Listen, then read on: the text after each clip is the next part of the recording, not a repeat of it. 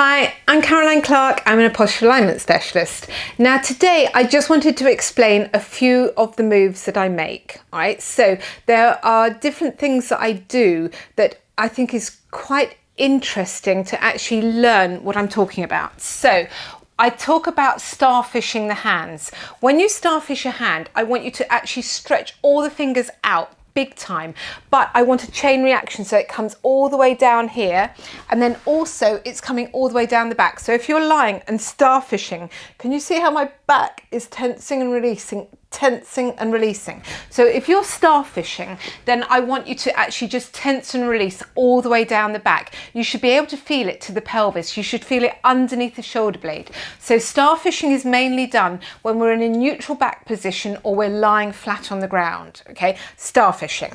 Okay, my next one I'm going to explain is Oliver's pose. Well, Oliver's pose has to be this, doesn't it? It's like, more food please. So you're lying on the ground and your hands are out in front of you. Your little fingers are touching so that when you come back down to the ground, the thumb is going to hit the ground. So if I was lying down, that would be coming down to the ground, and that is down to the ground at 2:45. All right, so in a clock, I'm making a 2:45 position.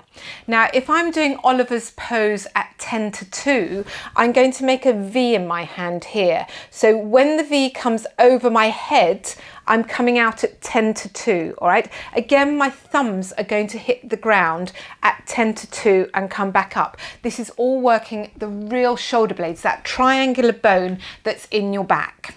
Now, the next part is tin soldier. So that is with your hands straight in front of you, thumbs very close to the hand again, and you're going to come back over your head to 12 o'clock. Now, tin soldier may be doing one hand and then doing the other hand, all right? So it may be that way, or if I say 12 o'clock, it's coming over together.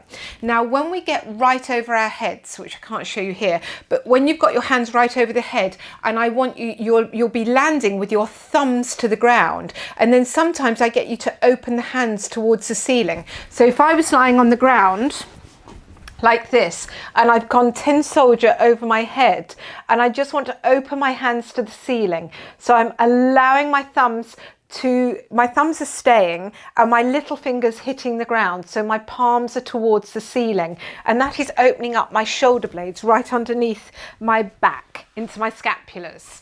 Okay, so that's that one.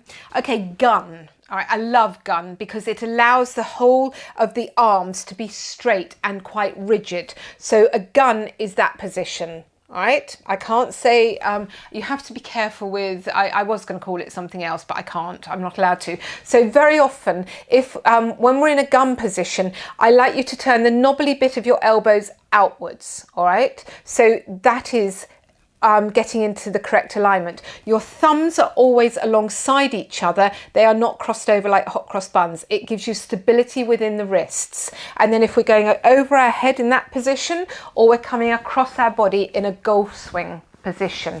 In golf swing, you always let the bottom arm drop. I let it drop down towards my waist and then coming back across the other side. That's golf swing.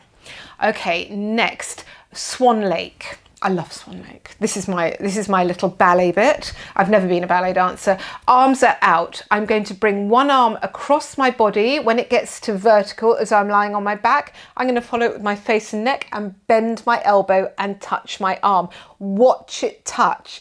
Then I take it back down to the ground, and then I bring my other one over and touch and take it to the ground. Now, what you don't do is go over and then follow it back again.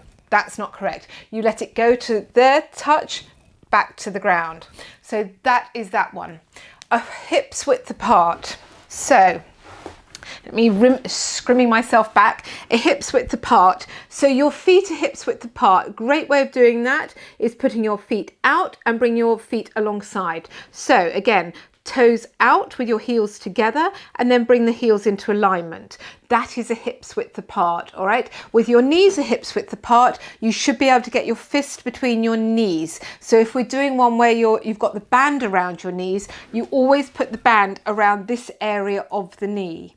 Okay, now there's an exercise I do which is actually with a belt, and when I say you're going to put it around your arms, you're going to put it around the upper part of your arm, so it's actually going around between the elbow and the shoulder, slightly nearer to the elbow, and there should be a straight line from, you know, the bit where you have blood taken out of you, from there to the center of the shoulder.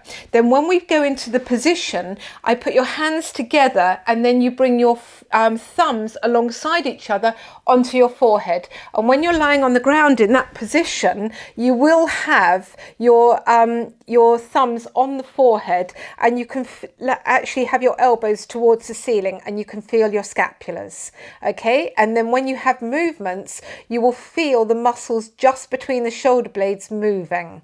Right, so that's that exercise.